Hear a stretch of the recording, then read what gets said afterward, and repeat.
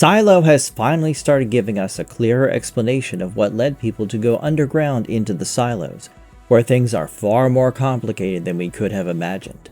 The question has been there ever since the first season, and instead of giving us all the answers directly, creator Graham Yost has decided to take us back to the before times. We have always had our theories regarding the before times, I know I did, and then there were the books to reveal what happened in their version of the story. While the series slowly unfurls the truth behind the silos, we now know that the television adaptation involves an alleged radiological attack on the United States and a retaliatory American operation against Iran.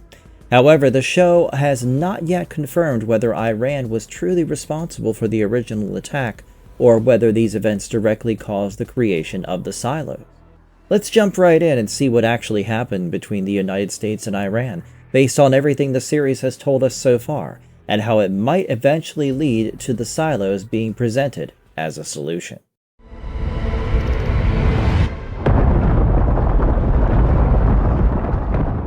The Dirty Bomb. In the final minutes of Silo Season 2, a major hint was dropped about what happened in the before times during Helen and Daniel's interaction. Helen was conducting an extremely intrusive interview and trying to get some answers, and one of the first things she asked about was the alleged dirty bomb. But this wasn't necessarily just another bomb. There might have been far more to the incident than we initially expected. Helen makes it clear, "I'm here because I think the people you work for, and by that I mean the citizens of this country, are not the shadowy creeps who pay for campaigns.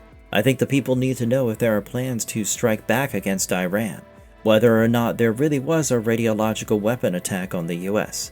How about you? What do you think?" But Daniel doesn't really respond to that. The important part of Helen's question is that she does not treat either the attack or Iran's responsibility as confirmed. She asks whether there really was a radiological attack at all. Daniel also mentions that he had worked on an important engineering project in New Orleans, but the Season 2 finale did not say that this project was connected to the Dirty Bomb. Later in Season 3, Episode 1, we get some more solid answers when Daniel's sister Charlotte, a military pilot, manages to arrange a secret meeting with him. They reveal that Daniel was a talented engineer who helped develop an experimental drill capable of constructing underground flood control tunnels without significantly disturbing the ground above. The technology had been used in New Orleans to improve its flood defenses, and its ability to create enormous underground structures immediately makes us wonder whether it will later be adapted for the Silo project. Charlotte wasn't there to praise him for his work. She wanted him to get onto the Senate committee working on the response to Iran, but not just for any reason. She wanted Daniel to discover what the committee knew and then pass that information to Helen, the journalist. So there was clearly something suspicious about the entire operation.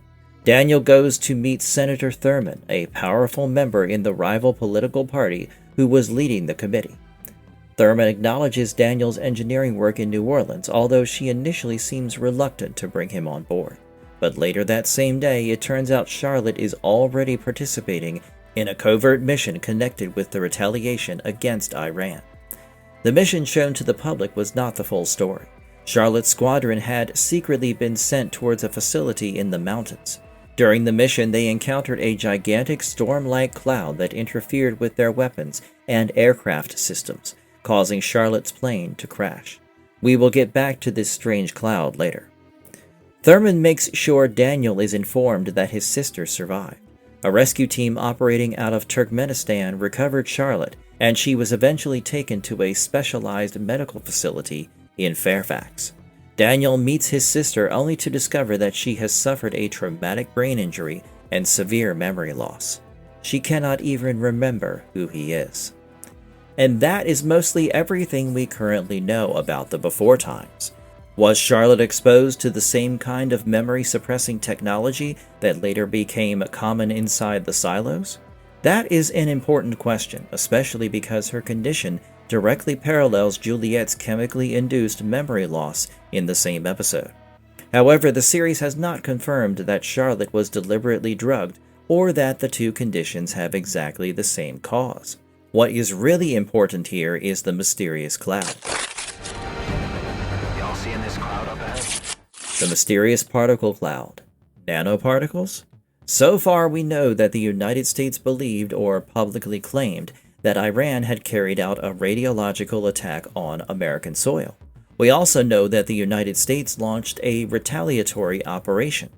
However, we do not yet know whether the original attack actually happened as described, whether Iran was truly responsible, or whether the two countries were already engaged in a wider war. Helen's question suggests that the official account may have been incomplete or even deliberately fabricated. As Charlotte and her team fly through the clear night sky, they come across a strange cloud. This isn't a normal-looking storm cloud.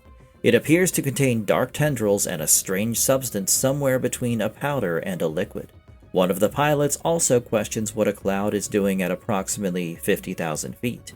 Once they enter it, a weird, gooey material begins appearing on Charlotte's instrument panel. When she touches it, it behaves almost like a viscous liquid. The substance penetrates or interferes with the aircraft, disrupts its systems, and contributes to the crash. But what exactly is it? Is this the same weapon that was allegedly used against the United States? Did it come from the mountain facility Charlotte's squadron had been sent to attack?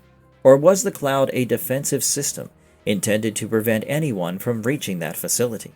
The episode does not answer those questions yet. But another question follows immediately. How much did the people on the Retaliation Committee already know about this technology? Even though Daniel had been following news reports about the attack on Iran, Thurman reveals that his sister and her squadron had not been striking the targets being discussed on television. Instead, they were on their way to a secret facility in the mountains. That suggests the American government knew that something highly unusual was being developed or stored there. However, we still cannot say that Iran definitely created the cloud or deliberately used it against Charlotte's squadron. The fact that Charlotte subsequently develops amnesia also seems important. It directly parallels Juliet, who is being secretly given memory suppressants inside the silo. But a parallel is not the same as confirmation. Charlotte's doctors diagnose severe brain trauma, and the episode does not yet establish whether her memory loss came from the crash, exposure to the strange substance, deliberate experimentation after her rescue, or some combination of those possibilities. Maybe the United States did not believe it was time for Daniel, Helen, or the general public to know what the operation had uncovered. Maybe the strange material became the foundation for the substances later used to suppress memories inside the silos. Or perhaps its role is much larger, and it is connected with whatever eventually made the surface deadly. For now, all of that remains theory.